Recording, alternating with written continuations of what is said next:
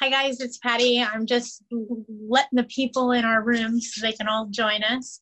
Feel free to turn your mics on or your cameras on. If you have questions, you'll be able to ask them that way, or you can actually even type them into the questions area. But for the moment, I'm just letting people in so they can join us. Happy Wednesday. Just bear with us really quickly while we let people log on here. I have some things I want to talk about today, just so that everybody's on the same page and understands some of those challenging issues that we're faced with on a daily.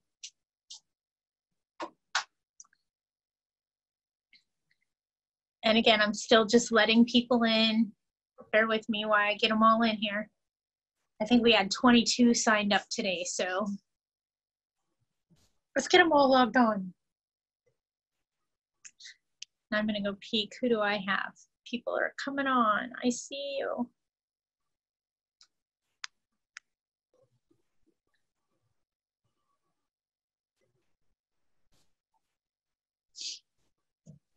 Does anybody have anything specifically that they want to have addressed today, or they have questions that they need the answers to? We can talk about that as well, but I specifically want to talk about some habitability issues today, just so that we all understand what a habitability issue is and what it means.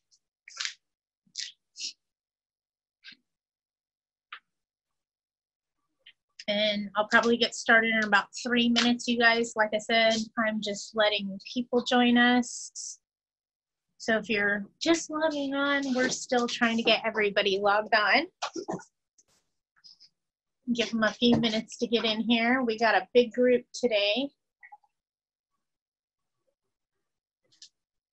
I hope everybody's having a wonderful Wednesday. After the holiday, I just keep letting people in. There's a bunch of them. So bear with us. We're just getting everybody logged on here. We'll do that for a couple more minutes. And of course, I'll try to add them as they come on. Sarita, I have a question to ask you. Hi, Sarita. I can hear you. Let me turn you up on my end. Okay, what's your question, Sarita? When I try to log on this way, because I like to see you every Wednesday, but I get like hundreds of emails between Monday when I registered and today, which is Wednesday. So I tried to go to your website, Widget's Way, to my own account to log into this seminar, and there was no link. There was no date for today, July 8th. So I had to scroll down to all my emails, and that's how I was able to log in from the email that I registered you with. But I was not able to go to your website and log into this Wednesday's widgets. And there's a reason why we do that, and it's to avoid the people that join rooms and post videos that they shouldn't. Okay. Okay. So now I know I have to always go to the original email to log into this. Right. Yes, you basically have to sign up. If you just leave registration open, and I'll be very open and honest with you guys so you don't find yourself in this predicament, but through Zoom, if you don't put a password on it or set it up with an exclusive email, what happens is people are joining those rooms, and instead of you seeing them, they're showing porn videos. Yeah. Oh, okay. Hey. Also, welcome to America. I have another question. I see these other people coming on. Someone named Dan Rose and Lee. Okay. How do they put their picture up there? If I don't want to be on a live video, it'd be nice to have my picture. There's some things that you can do where it says more. On Zoom. Oh, more. Yes. See where it says more? There's some other things that you can do. Is it right here? Oh, up here. Yeah, with the little dots. Yes, you can do all kinds of things. Oh, cool. Okay, so. All right, thank you. All right, no problem. So if you guys are just joining us today, I am going to get to your questions and everything that you have concerns about or want to talk about. But one of the things that I really want to discuss today is habitability issues. The reason that I'm so adamant on habitability issues is part of our state is starting to open, part of our state, not so much, okay? But what I'm getting at is for the time of lockdown, from the time that COVID was implemented to the time they lift it, we're not seeing a whole lot of requests for service come through. We're not seeing a whole lot of work orders come through.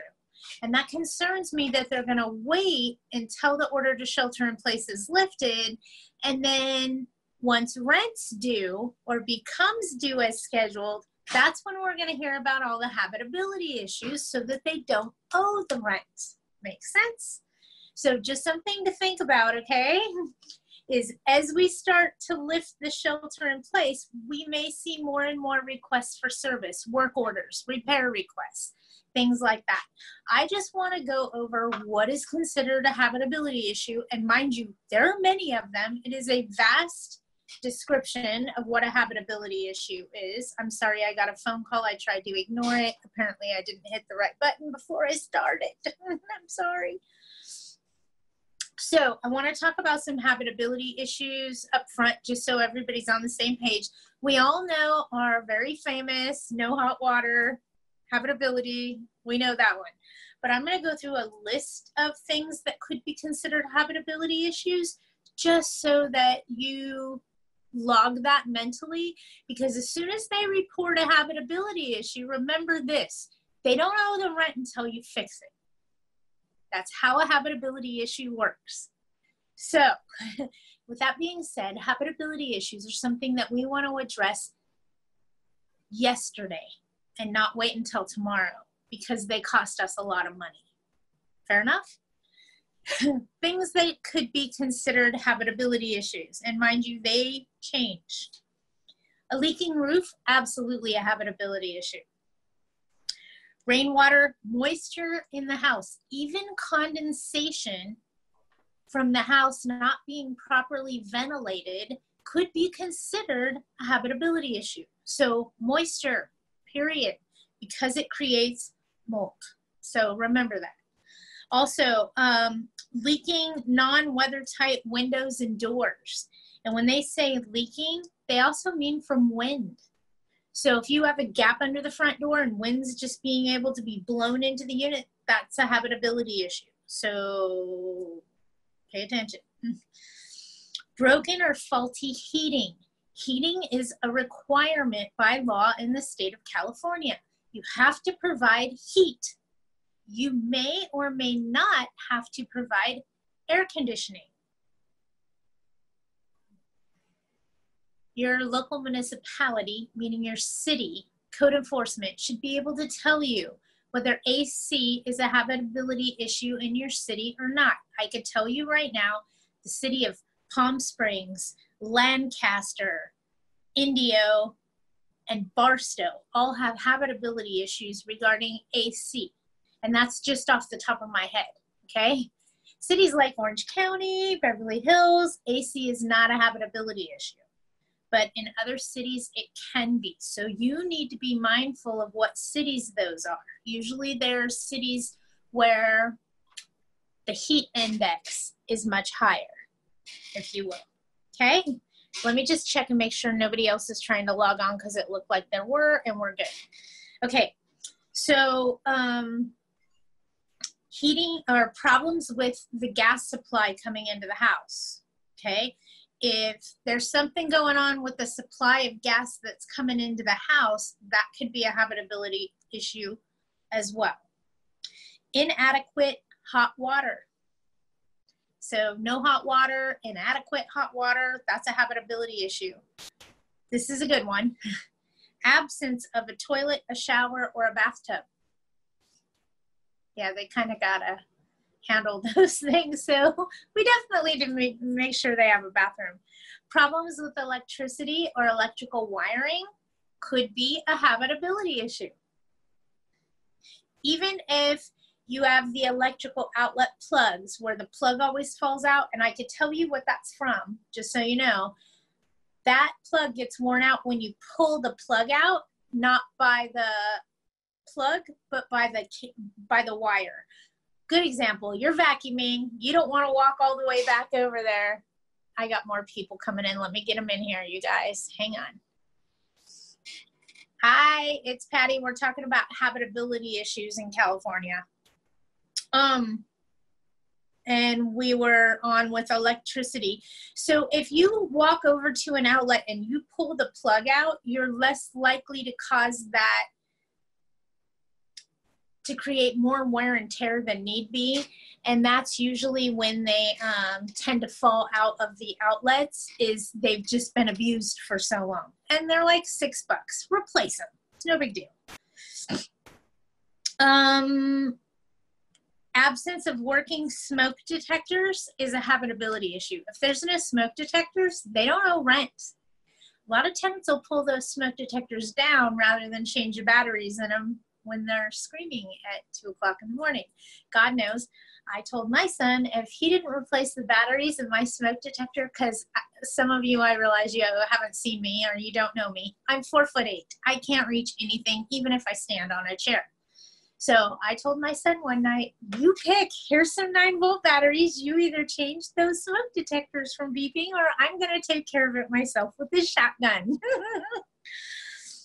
Other things, failure to maintain sanitary buildings. So if you got a bunch of trash and debris everywhere and it's gross and disgusting in the common areas, yada, yada, yada, the building's not sanitary, that could be a habitability issue. Rats, mice, rodents, roaches. Even if the tenants bring them in, they are considered a habitability issue and need to be remedied by the landlord. If in fact you can get a report from an exterminator stating the reason of the infestation, that may help you be able to bill it back to the tenant later. But hello, it is always your responsibility. You have the obligation to provide a warranty to provide habitable premises. If you breach that warranty, that's when you become susceptible to lawsuits. Absence of adequate trash containers. Absence of deadbolt locks on main entrance door. Absence of locks on each window. And this is the one that gets people all the time. Absence of keys to the mailbox. So if you have a cluster box and you move somebody in and tell them, oh, get your key from the mail man, get your key from the post office, they don't owe rent until they get keys. So you may want to change your policies and procedures on that, because mailbox keys are a habitability issue. And number one that tenants cause a lot of damage to, if you will, but is an easy habitability issue, is window screens. They are required in the state of California to be habitable premises. Screens on every window that opens. They don't require them on the doors. They require them on the windows. Some things your tenant may complain about would be an amenity not working. And I'm not going to use the stove as an example, because the stove not working or the oven not working is a habitability issue. The dishwasher not working is an inconvenience. Here's the problem.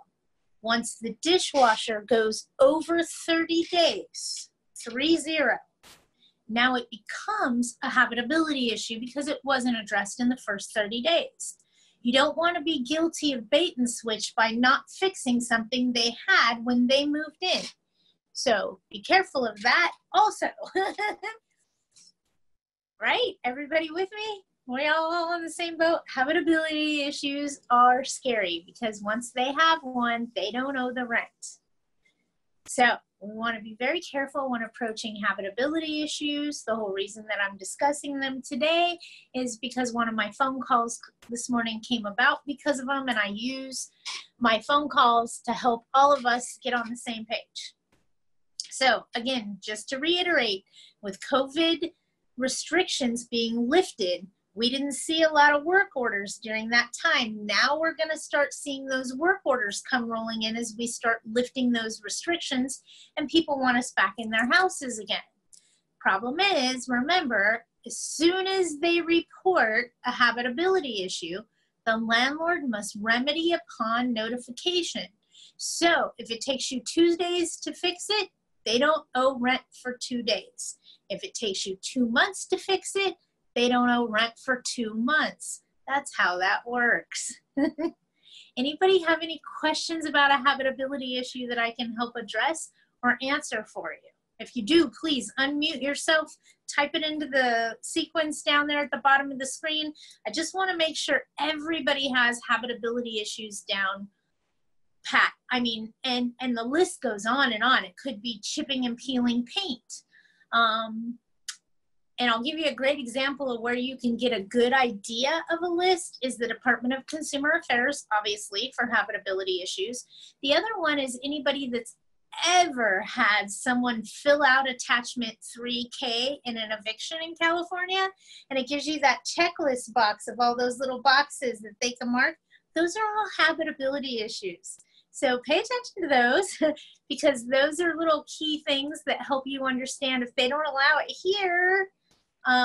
And we see those in court responses. So when a tenant files an answer, they usually do failure to provide habitable premises or breach the warranty to provide habitable premises, and then they do attachment 3K. There is a standard a lot of the courts use. It's got a lot of check boxes, leaky roof, faulty wiring, leaky walls. Those are all examples of habitability issues. So just another place you could get a little arsenal of what a habitability issue may or may not be.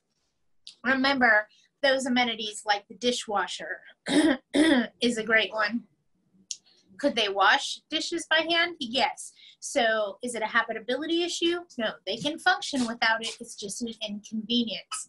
But after 30 days, and you still haven't fixed it yet, that could become a habitability issue. And we just want to stay on track to make sure that we're addressing those habitability issues as quickly as we possibly can. Because I don't know about you guys, but I don't like to give away my rent money. I want to fix it and make sure that they still owe me the rent. Anybody have any questions about a habitability issue? Let me know. You guys can. Yes. Hi, Patty. I do. I just had a pipe leak in a wall. So, of course, it was on July 4th, right? Luckily, wait, I found who's one. talking to me? Oh, this is Lee. Hi, Lee. I thought I recognized your voice. I just wasn't sure if it was you or not. Hi, darling. Hi. Sorry, I've got a sore throat today. So I had a wall leak in a pipe leak in a wall on July 4th. I couldn't get anyone out for the holiday, but I did find someone the very next day. So it's before the 24-hour period when mold could occur, obviously. Is this, is withholding of rent as a remedy for habitability, is that throughout the state or is it municipality by municipality? And that's throughout the state. California state law, it has to do with California Civil Code 1941.1 paragraph 6 to be specific. 1941.1 paragraph 6. Okay. Okay. So because it was a holiday, do I have to worry about this tenant withholding the rent for 1 day? Well, my question becomes a little bit different. What is your policies and procedure in your daily business practices? Once you get notified of something, do you have till next business day to rectify? Because that's always what I put in there, because how can they expect us to work on weekends and holidays if we can't get a vendor to do it? Make sense? That's a great idea. Okay, so my second part of this question is, it was rectified the next day. I have to wait 2 weeks because it's a huge cavity that's wet. Small pipe leak, but it was just a dribble. But it, so she's complaining that it's unsightly. So I can't get it patched up for 2 weeks. Is that going to be an issue? Oh, is it? So it's an inconvenience for her right now. Yeah, because you know what? She's having an illegal party wine tasting during COVID in my house. There's nothing you can do about that. We all know that. It's not about them. It's about us. Come on. Yeah. But I mean, that's not going to be a problem, right? How big is the hole in the wall? It's 16 inches by 32 inches. I would consider giving her a rent credit for the inconvenience just to slow her down, because technically it's a hole in the wall. It's still a habitability issue. I don't like it either. So even what though I the would moisture meter reading says that it cannot, be patched up yet. I understand. Okay. I get what you're telling me, and you have all the documentation to continue to protect yourself. But in the meantime, as a landlord, in the event that this gets into a legal battle, if you're still within your rights and you're within the scope of the work that's been provided to you by a professional, then my question becomes, why not give them $100 rent credit for the inconvenience? Okay. See how you didn't give them a daily something? Because in all reality, you're stuck here. You're in a conundrum. So I'd offer them $100 for the unsightly inconvenience until it's rectified. Makes sense. So even if the rent's $4,000 a month, should I bump that rent credit up? You can if you want to. I mean, as an inconvenience, a third is something that I did in the industry, or even a quarter of the daily rent amount. But we're talking about a hole that's in a wall. The pipe's already been fixed. We're waiting for it to dry out. I mean, technically, could we put a hydrometer in there and dry it out quicker? Possibly. But how much more expense are we looking at on the tenant's utility bills? Because we're talking about a fan and something that sucks moisture out of the air and yada, yada, yada. $200 a month electricity for that fan. Okay, so maybe you want to address her in a way that keeps the balance right. Good. So if her rent's $4,000, I agree with you. Maybe we want to offer her $250 off the rent for an inconvenience. Gotcha. Sounds good. Thank you so much. In other words, and I'm going to say this, and you can kick me all the way to Sunday, okay? But how much are you willing to pay to avoid a ridiculous court battle? Correct. Priceless. I mean, if you think of it that way, it's a lot easier to swallow. Absolutely. Thank you. No problem. Anytime. And welcome. Thank you. I'm glad you found me. I got so happy. I thought I recognized your voice. Anybody else have any questions on habitability issues or something we need to talk about today? Well, I'd like to know if you have a list that you could send us an email. I know it will never get everything, but you were going pretty fast, and I was trying to scribble them down. But is there something you can? I have no problem sending you an email, Richard. You can also get that on the Department of Consumer Affairs website. Well, send that too with it, so I know how to get to that. Not a problem. Department of Consumer Affairs. You got it. Yeah. Patty? Yes.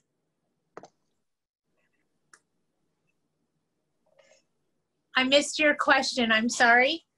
This is Sarita. Yes, Sarita. Briefly, that if it's uninhabitable for 30 days, you lose 1 month's rent. If it's uninhabitable for 60 days, something like 2 months' rent. You made some kind of a comment like that. Right. If it's 2 days, they don't owe rent for 2 days. If it takes you 2 months to fix it, then they don't owe rent for 2 months. And once it goes over, right. So what I'm saying is when it comes to habitability issues, that gets counted by the day. So from the day they notify you the hot water heater's broken to the day you fix it, they get a rent credit for those days. Right, got it. Okay. Okay, especially on a habitability issue. When you're dealing with something where it's questionable, you always want to talk to your legal counsel, ask if you can give a credit for an inconvenience. That's what I call it. It's an inconvenience. It's not a habitability issue. It's not a reason. It's me being a generous landlord. It's not required. But if that's what keeps you out of court for $200 to give them, right? That's what I'm thinking. And I'm not saying do it every single time. I'm not saying run your business that way, but when it comes to the pros and the cons, it's all part of keeping that balance right. And that has a lot to do with keeping that balance right, is keeping your tenant happy. Could I ask a question? Absolutely. Just my tell name me who is you are. Dan. My name is Dan Gazy. This is my first time Okay. doing one of yours. I met you through the Apartment Association of Greater Los Angeles, the Hi, pitch you did there. Hi. So my question is, in that meeting, you had mentioned that if you have a habitability issue, let's say it's a mold, and so you have some extensive work to do, they clearly need to go elsewhere. And in that case, you're not charging them rent, and you're also paying for alternate housing. Is that correct? It depends on what your lease contract says, but Okay. most likely that is the case. We as landlords have a responsibility to provide habitable premises. If Right. we can't do it in the unit we rented to them, then we have to do that elsewhere, like a hotel or something along those lines. And the fuzzy part from having gone through this once is exactly what's the limit on what you need to provide in terms of the housing, you know, a la Ritz-Carlton versus local Holiday Inn, or a dollar limit. Is that also a lease issue where you have to limit that in the lease agreement, that it will be equal to or less what their well, here's daily the pay reality. is? Here's the reality of that. If your rent's, and I'm just picking a number, okay? Mm-hmm. If your rent's $1,000 a month, right, that means your hotel would have to be $33.33 a day. right. So Do you know and of yeah, a hotel that charges no, $33 and a that wouldn't be day? an issue. We got my units are closer to about 6,000 a month. Right, but you get what I'm saying. Is Yeah, if your yeah. rent is $1,000, you're not It's going to put hard them to in a find it hotel at that. for $33 an hour, maybe, but not a night. Right. So you're going to have to come up. You have to find housing one way or another, basically. One of the other ways you can protect yourself, and you're welcome for this one, is you can make it a requirement as long as you're not in LA City, okay? And I say that extensively because you can't change the terms of a contract once you already have a contract in place in LA City, unless it's your attorney's fees clause, your annual rent increase, or your annual deposit increase, okay? So outside of the city of LA, you can require that your tenants get renter's insurance. And what happens with renter's insurance is they will put them in a hotel at their expense if they're insured. I actually do have that in the lease, that they're required to do renter's insurance. Right. And so they do, once actually. the house is deemed uninhabitable, what you tell them is, now you need to contact your rental insurance company. You're still going to have to give them a rent credit because you can't provide them habitable dwelling. Of course. But at least now their insurance kicks in and makes your life easier. I forgot about that. Okay, yes. Okay. Thank you for that. That's where the big you're welcome comes. Thanks. It's okay. Appreciate We're it. all a team. We're all a team. And I'm here to help you dial in all those pieces and close all those open loopholes. Yeah. Another thing that we have that's relatively new to our industry, and Eric isn't with us today, but he sells Reassure Rent, which is a tenant default rent insurance. If the tenant doesn't pay the rent and they default on the rent, then his insurance kicks in. It covers 6 months of loss of rents. It covers up to $1,500 of your legal fees during an eviction. They offer cash for keys. They do all kinds of things. So we do have a new tool that helps us if life happens to your tenant and they don't pay the rent. So there's another form of insurance just coming out there. But tenant insurance is great for helping when things go badly. It makes things a lot easier for you as a property manager and as a homeowner, because at least they have their own avenue they can take and it doesn't all fall in your lap. Yeah. Awesome. Thank you. Anytime, anytime. Anybody else have a question about a habitability issue? Hi, Patty. This is Joy. I do have a question. So one of my tenants, actually, we just finished remedy the leak, the drying process, the whole 9 yards. But we're not in the house all the time. They lost probably 1/6 of the house. you know, the front living rooms and the dining room, the formal dining room. The kitchen, the bathroom, everything else is in great condition. They've been living in the house during the time. Because the tenant's older due to COVID, he put very strict restriction on who and when we can go into the house to do the repair. So at the end of the thing, we finished the house. His lawyer sent me a letter says that he required 2 months rent out.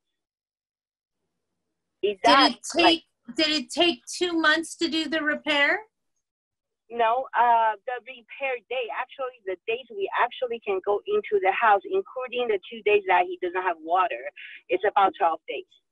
The whole length is about 40 days. From when he notified you to when it's fixed, how many days is that? Because that's how much you owe him. 44, but he still have the use of the house though. He didn't lose any main function of the house besides the living room. Hold on. Hold on, okay? And just hear me, please. Just hear what I'm trying to say to you. Please, I beg you, okay? Okay. At what expense is it worth the issue? Do you get what I'm saying? An attorney sent you a letter demanding 2 months worth of rent for him. If you give him 44 days of rent, you're in compliance with the law. Okay. I understand he still had use of part of his house and he chose to stay there. And there should be an argument and a battle there.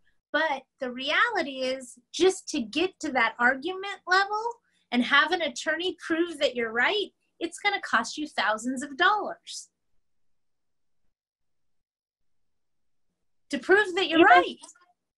Even he is the one that's actually delaying the process because he put a lot of limitation on how we can work on the house. Because of COVID, he has that right. I know. Sometimes, and this is me talking to you, okay? If you talk to an attorney and you call an attorney, they're going to tell you, no, you owe him a rent credit from the time he said there was a problem to this. But you could take off the times he asked for a delay under normal circumstances. But now we have COVID hanging over us, what creates a whole new conundrum. Here becomes my reality. He wants 2 months worth of rent, and you're telling me he's owed 44 days worth of rent. Why not give him the credit of 44 days worth of rent? Tell him, thank you very much. Your attorney's wrong. It's not 60 days, it's 44 days. And a rent credit is on your ledger. Is that less expensive than the legal battle that's about to come forward? You're always right. I know. I mean, sometimes what I have to say, we don't want to hear. I don't want to hear it come out of my own mouth sometimes.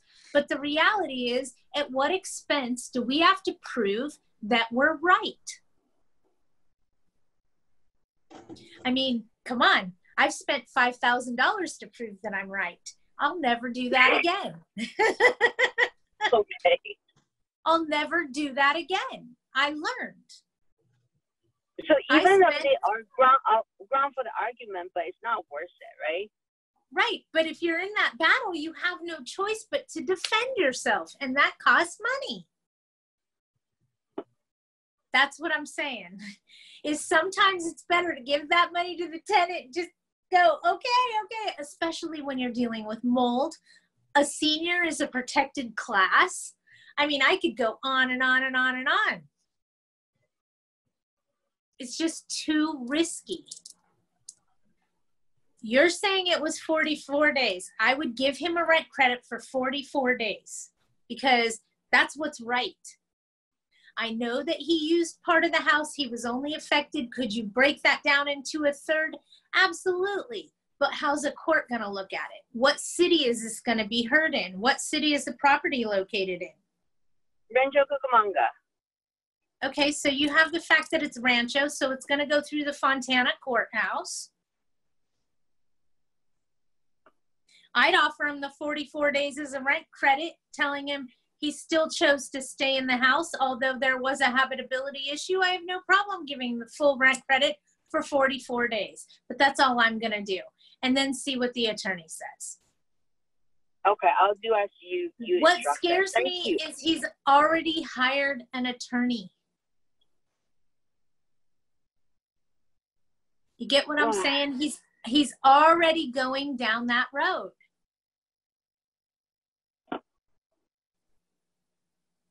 So, but okay. My question is, what can he do though? The court is closed. He can wait. When the court opens, he could sue you. He could sue you for affirmative defenses. He could sue you for personal injury. He could sue you for mental anguish, emotional stress. You want me to keep going? Oh my God. We're not even to the fact that he had a problem that could involve mold or water damage. We're talking about his mental clarity. I mean, here he is, and let me paint the picture for you. He's been confined to his house because of a global pandemic, and now that he's in his house, the pipe breaks, there's water everywhere. Now he's in the midst of all this construction, so there's all this added stress on top of stress that we've all felt anyway. I mean, paint the picture for his case. It doesn't look pretty. Yeah. I'd give him the 44 days, tell him thank you very much, but my records indicate from the time I was notified to the time it was corrected was 44 days, not 60 days. So I have given him a rent credit for 44 days. If you have any further questions, please feel free to contact me. Then my next subject will be his lease expiring on August 31st. Can we basically non-renew with him? That has a lot to do with if the shelter-in-place order is lifted or not. So as long as we're still in this shelter-in-place stage, we can't even non-renew with people. You can't terminate tenancy. You can't increase rent. You can't charge late fees. You can't. So the owner can even sell the house? They can sell the house all they want. But then you sell the tenant with it. Exactly. This is so unfair for owners. Oh, I hate it. Yes. Okay, well, got it. Welcome to California. I've been trying to explain to people, California has always been on the side of the tenant, but COVID-19 is not going to change that. All right, thank you so much for answering my question. Okay, I'm sorry that it's not sunshine and roses, but I'd rather be honest with you than have you find out the hard way. Yeah, I really appreciate it. Thank you. No problem. No problem. I'm the bearer of bad news, you guys. I'm the dream crusher, the bubble burster. I'm sorry, but I'd rather be honest and forthcoming with you and get you to look at the big picture than get drug over the coals in a litigation battle that lasts years and costs you thousands and thousands of dollars to defend yourself. It's not worth it. Anybody have any other questions for me today? And I'm sorry about the noise. I'm in the middle of a thunderstorm. Sorry.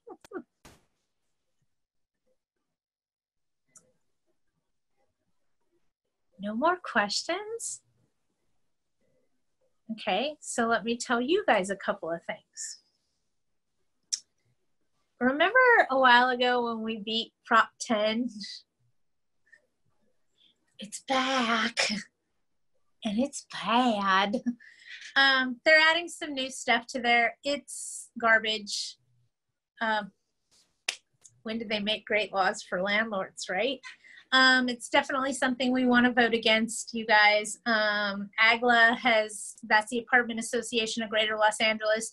They've been doing mass studies on this, keeping on top of it. They donate thousands of dollars to the PAC to help fight against this. We're looking at vacancy decontrol, which we lost in AB 1482. We don't have that right now across the state, but they are trying to implement that to us. There's a few things in there, so be mindful of it. I know AGLA calls it Prop 10, but they call it 2.0 or something. They threw some numbers behind it. It's bad. It's all bad. keep your eyes open for that. Make sure you're voting the proper way come November, because we don't want any more restrictions on us landlords.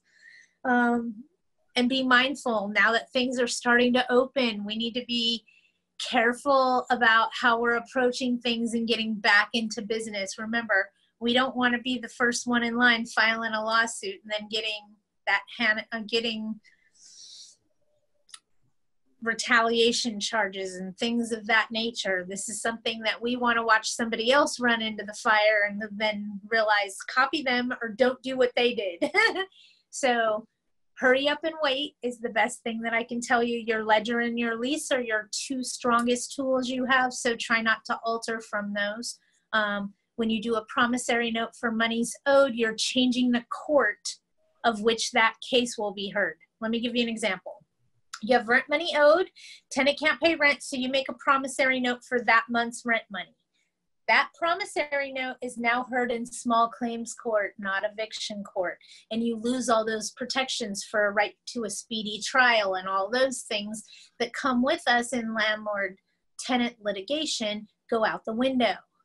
So now you're in small claims court with your money and you got a money judgment against them, but they don't have a job, they don't have any income, and they still live in your house. Only eviction court can give you possession.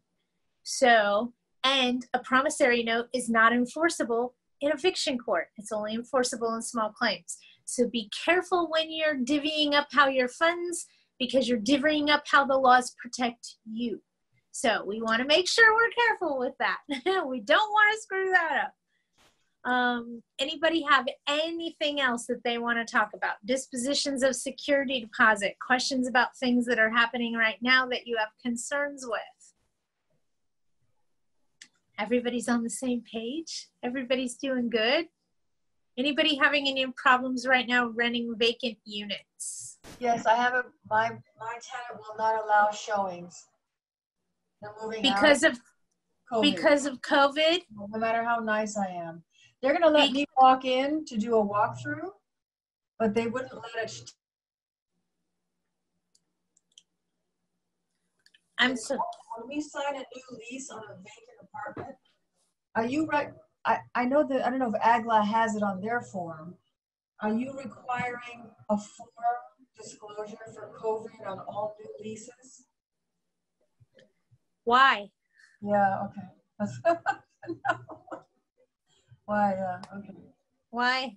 Until the swine flu comes and takes us all out. I mean, this is we're writing history. Right, okay. That's what's taking so long. We're writing history. We're writing the rules for the next pandemic. So let me ask you this question. In April, statistically, in April of 2020, we already had the law in effect that COVID rent loan was in place, but 97% of all tenants in the state of California paid their rent in April. And in March, April, May, in May, 95% of all tenants paid their rent for the month of May. And then in June, we also had 95%. And then for July, so far, I think we're up to 92%, but I don't think all the numbers are quite there yet. So my question becomes, why are we making all this ludicrous laws for 5% of the tenant population? Because it's not for this pandemic, honey. It's for the next one. Right, I got it. Okay. Then everybody knows they don't owe the rent. They don't have to pay the rent, and we're not going to see the cooperation that we got this time. Trust me. Thank you, Patty. Sorry. You're welcome. I don't mean to burst your bubble, but hey, it is what it is, right? I'd rather be prepared and be knowing of what I'm diving into rather than getting in there and not liking the temperature of the water. But I'm also a nut, so what do you expect? Does anybody have anything else they want to talk about? Any concern? Yes. I do. First of all, I'll tell you, I'm in Orange County, and in Newport Beach. I'm in Philadelphia. Oh, okay. Okay, so in Orange County, I'm seeing rents drop 10 to 15%, which is quite a bit. things are getting a little bit better now, but I leased like last month, and I had to, you know, instead of $6,500 a month, I took $5,800 a month. So that's just a reality. But just to give people, I was just wondering what other people saw. But before we go there, I did have a quick question regarding an oral agreement. I've had a tenant for 11 years. She happens to be a commercial, she happens to be a regional property manager for Graystar, but she loves my house. And I was hospitalized last year, and I couldn't give her a written lease renewal, but we talked on the phone, and I actually increased her rent, and she paid me the rent increase, but I don't have anything in writing extending the lease for another year. So based on that, is it now a month-to-month lease, or she's been? You're on a month-to-month, and she paid the increase, so she's guilty by acceptance. What do you mean she's guilty? If she paid the increased amount, then she's guilty by paying that amount. She agreed to it. So wouldn't that be an indicator that we had an oral agreement and that the lease is still in effect for 1-year renewal or not? No. You didn't, because she paid the increase stands. But as far as extending the term, you're better off having them on a month-to-month anyway. Not by the beach. I get a 15% increase in the summer at the beach. So, and if I don't rent during, you know, like any month with an R in it is bad for me. That's how I do it. In fact, I was thinking about drafting a lease clause, Patty, that says if a tenant vacates during any month with an R in it, they owe me a penalty clause, a penalty or something. So they can leave in May and they're fine? Yeah, they can leave May, June, July, August, and that's about it. So what you're saying to me is it's a lot easier for you to rent in the summertime. Not just easier to rent. I could rent it easily as long as it's not in COVID. I get 10 to 20% more rent during that period of time. I got you. Beach, you know, like 4 blocks from the beach. So I'm in. I'll rent. Are you taking applications? so I'm just wondering. So I'm exempt from AB 1482. I gave her the notice last month. Good girl. Good girl. So for anybody that hasn't done that yet, do it yesterday. Don't wait till tomorrow. The deadline is coming. So for that, now I can never, if she wants to renew for another year, can I technically do that if she accepts it and do it retro? Okay. As long as it's mutually agreeable, it's okay. Absolutely. Otherwise, if I'm stuck at a month-to-month going forward. You're not stuck though, because you're in Orange County. In LA, you would have a different set of circumstances, but that doesn't affect you there. So you can sign a month-to-month contract and leave it that way. You can sign a 1-year contract next month and go year to year. It's up to you. Okay. So she can't tell me that because there was a break in the lease that she can't, that she here's a new lease. Okay. But I can't evict her in Orange County due to COVID. I mean, I can't not renew her lease due to COVID in Orange County, right? You can't give her non-renewal. You have to move out. Mm-hmm. Okay. We cannot terminate tenancy right now. Okay. Until when is the 90 The days? order to shelter in place is removed. Basically, we had a power bigger than all of us come in, that would be our governor, and say, shelter in place. So how could you give somebody a 3-day notice to either pay you or get out when the government says that we have to keep them in our houses? Yeah, it's like a state of emergency. Okay, got it. Yeah, a little bit more stringent than a state of emergency, by all means, but you're still there. So you can keep them on a month-to-month. You can renew the contract. If it's mutually agreed upon, there's no issue there. And there shouldn't be an issue there. And could I, okay, and can I make it retroactive, like to last month if it's mutually agreeable, or that's a violation? Well, it's not that it's a violation, but my question becomes, why go backwards? Because I want them to move out during the summer. So give them an 11-month contract. Okay. And is there a way the tenant can say that I had an 11-month contract, I'll never sign another 12-month contract? Isn't there some kind No, of law because about it that? doesn't benefit them either way. All that does is put them in a term for a while, but technically there's ways they can break that term. Well, always they can break it, doesn't matter, right? Right. So it's a sense of comfort for you, not for them. Okay. Okay, I'm trying, baby. I'm just curious how many people have taken rent decreases on vacant units during COVID. I haven't at all. Wow. I had 2 tenants test positive for COVID. One spent 5 days in the hospital, and I still got my rent in full by the end of the month. Do you guys want to know what I did?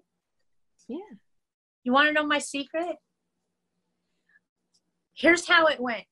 Okay, mind you, my tenant's talking to me on the phone so they can't see my face. Hi, Patty, I just wanted to let you know that me and my husband tested positive for COVID. Okay, that's my face. Okay. And then I squeezed my butt cheeks because I'm like, oh God, they're not going to pay me. Oh God, they're not going to pay me. And right now, all of my training seminars and trade shows and things that I usually make a living at have been canceled. So everything's kind of like for me.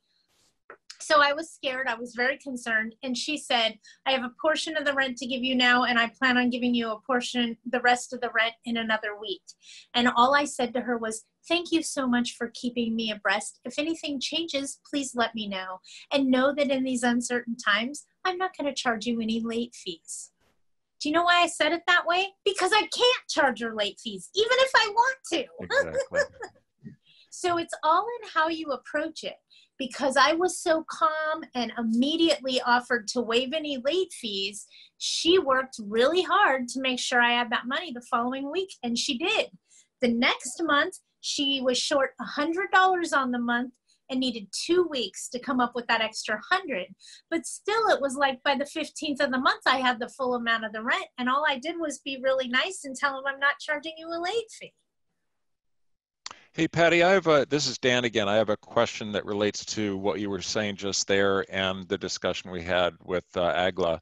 And Sure. that is, we kind of came to the consensus, I think, that we weren't going to go ahead and issue 3-day notices.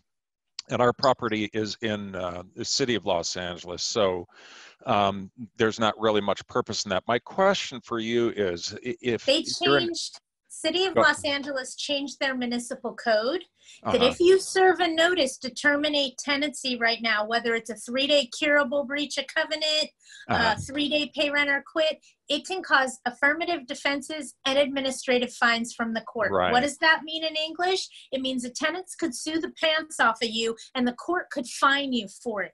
So don't do it. And if you did it by I definitely accident, haven't. No. if you That's did it not by the accident, issue. rescind the notice. Okay? Right.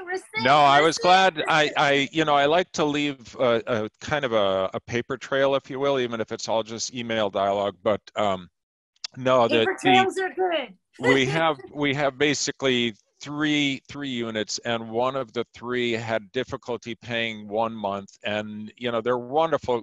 We just love our tenants, but so they kind of skipped a month. And my question is, if you happen to know when the whole emergency period ends, whether it's the end of August or a year from now, who knows when, would you be inclined to issue a 3-day notice then, even if you put a cover note on it saying, listen, this is just for the sake of knowing where things stand, but I'm not going to enforce this yet? Is there any benefit to doing anything? Absolutely not. Okay. You know why? Because the city of Los Angeles's moratorium for the rent repayment for the COVID rent loan, and what I'm calling the COVID rent loan, is from March 15th to whenever the shelter in place is lifted. That's the COVID rent loan. City of Los Angeles gave them 12 months to pay that money back. So technically, we can't ask for that money until 12 months after the order to shelter in place is That lifted. was my understanding. So best thing to do then is basically continue to be polite, happily accept whatever you get, and then shut up and Yes. wait. So let me be 110% honest with each and every one of you, okay? I'm going to pretend, a lot of people don't know this about me. I'm a single mom with 3 kids, okay? Hi. Yeah, I know, right? My kids are older now. My oldest owns his own house, and my daughter is almost 21. So if we went back 20 years in my life and I was a tenant in a property, I would be withholding the rent, not because I wanted to take advantage of anything, but as a single parent with no parents in my life, I am my plan B. So if I fail, the only person I have to rely on to help me is me.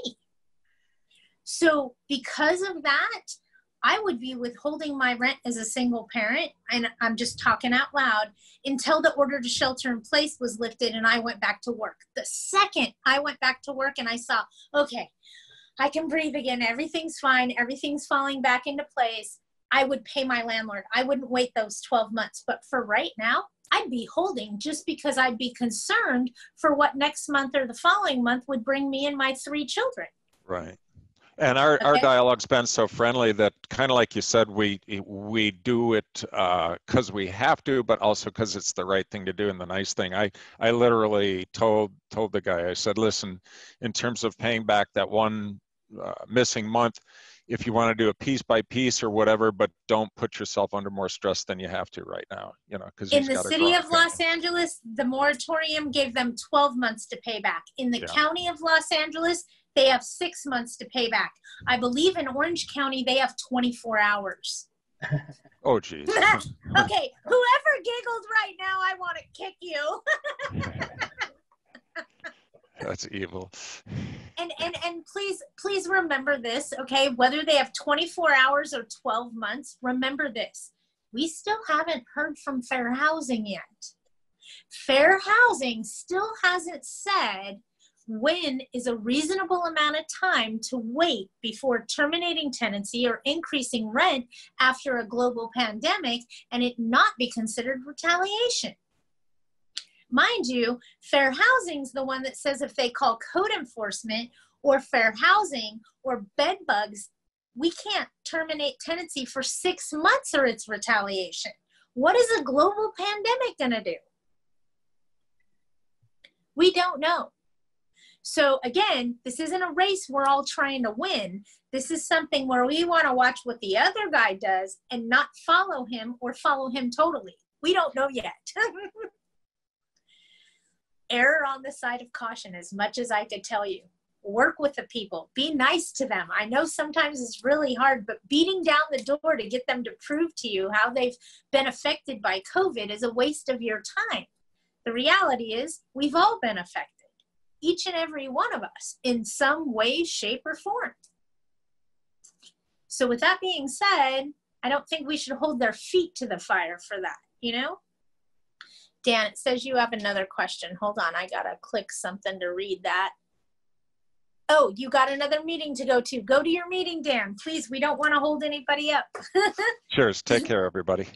All right. Thank you for joining us. We appreciate it. Does anybody have anything else they want to discuss? Any concerns that are bothering them? Well, I'll tell you what's going to happen every Tuesday at 1:30. There's going to be a Zoom for the California Association of Realtors for the key contacts. And we had it, this one yesterday, but we were just kind of trying to see what we wanted to do. But we'll have all kinds of stuff the day right before you. And I'll try and bring whatever they come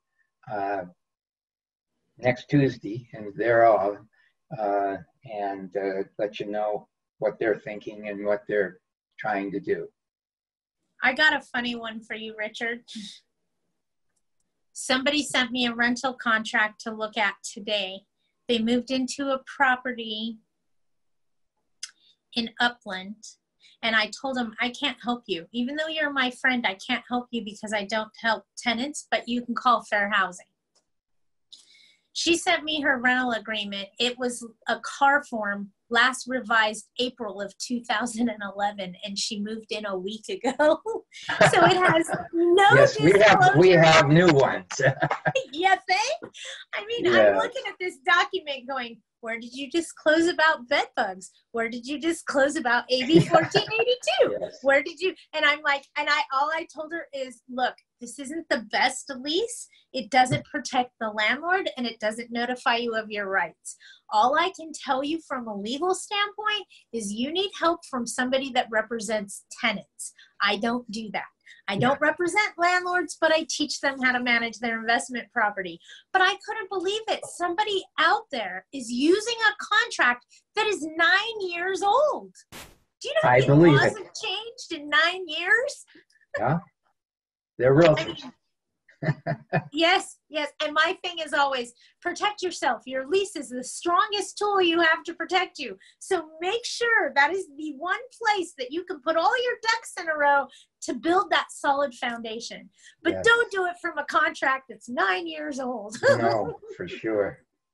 All I right. thought you'd get a kick out of that. Take a good 7 days, and I'll be back. All right, most definitely. Thank you so much. Anybody else have anything? I'm going to shut this off. We've been on here for an hour. I don't want to take up your entire lunch. I just like to check in with you guys, chat with you, see if we can all help each other in some way, shape, or form.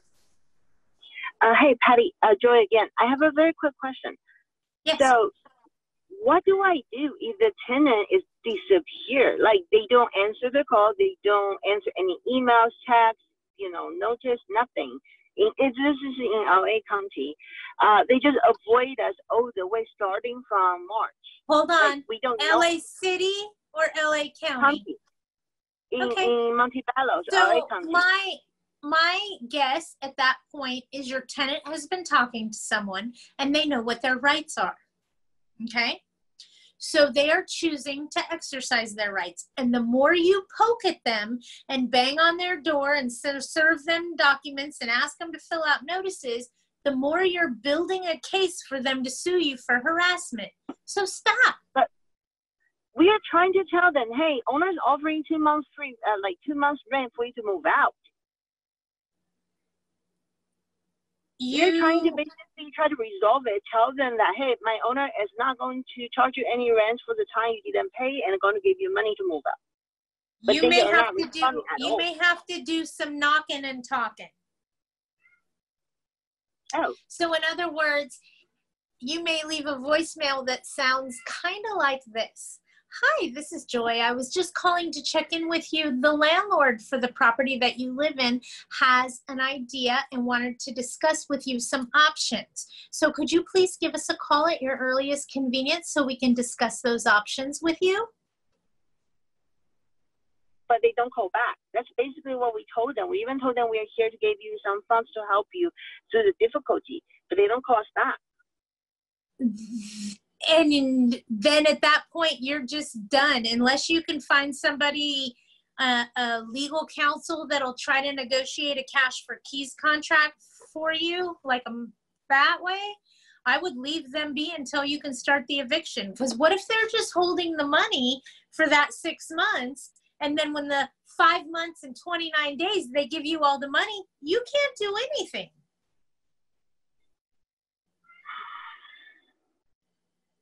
And I get that you're trying to negotiate a cash for keys contract. You may have to get a third party involved. Do you understand what I'm saying? Is it okay for me to go there at night to knock on the door?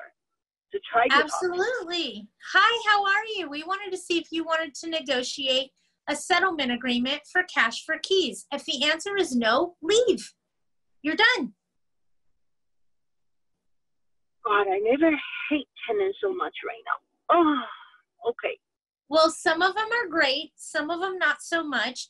And Joy, in all reality, landlords are the same way. Some of them are great, others not so much. You're right. But I represent landlord, you know. I just feel I have due diligence to try my best to push things for them. I understand that, but you can't help someone that doesn't want to be helped. Got it. Thank you. You can try, but if they don't want to be helped, you can't help them. All right. Anyone totally else? Understand. So the end of this month, we're going to be doing, I think we're going to do it the 28th or the 29th of July. I haven't decided yet. I'm going to do and I'll answer your question, Elena, about cash for keys. Just give me a minute, okay? I'm going to do an event at the end of this month called Crisis Control to teach you guys how to deal with a death in a unit, a SWAT team kicking in the door, a drug raid on a property, all those challenging things that happen in our lives. I'm calling the course Crisis Control. I'll be doing that towards the end of the month on a special webinar. So keep your eyes open for that. You may find it extremely interesting. A death in a unit, SWAT team, fire, flood, mold, earthquake, not just your typical things that happen, but those things that catch us from left field and hit us sideways. I'm going to dig deep into my arsenal and teach you guys the tips and tricks I wish somebody would have taught me. To answer your question in regards to doing cash for keys offer during COVID-19, you're right. We have government ordered shelter in place. What I was told by the attorney is if they accept the offer and they vacate, then they vacated. And they vacated with that cash offer, whatever it may be, and they're now out of the unit. Could they still come back and sue you for something? Yes, but that would be in small claims, not an eviction court. If they don't want to take the offer, you can enforce it. So that's where it comes in. But that offer's up to them to decide if they want to do it. Key things I could tell you about a cash for keys offer, unless you are the homeowner, a licensed sales agent working under a real estate broker themselves, or an attorney, you cannot negotiate a cash for keys settlement. So as a property manager, it's, unless you're a licensed sales agent working under a broker, that makes it okay. So remember this, it's a real estate transaction. So the owner themselves, licensed sales agent, licensed broker, or an attorney can negotiate a cash for keys contract. I hope that answered your question, because technically you're absolutely right. We can't ask them to leave, but if they agree, different set of facts. Any more questions for me before I end this for today? You guys tell me.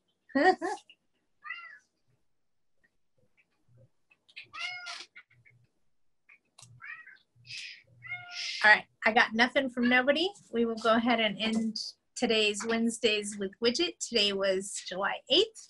I will definitely see you guys on the 15th, and we will do this again. I should have some updates on the new proposition regarding the change to our statewide rent control. And we should have a new update on 8/28 by then as well. So I look forward to seeing you guys all next Wednesday. Please make sure you sign up, and we'll talk soon, I'm sure. If you have any questions, feel free to call me. You guys all know how to hunt me down. And you can always email me at widget@widgetsway.com. Thanks so much, and you guys have a great day.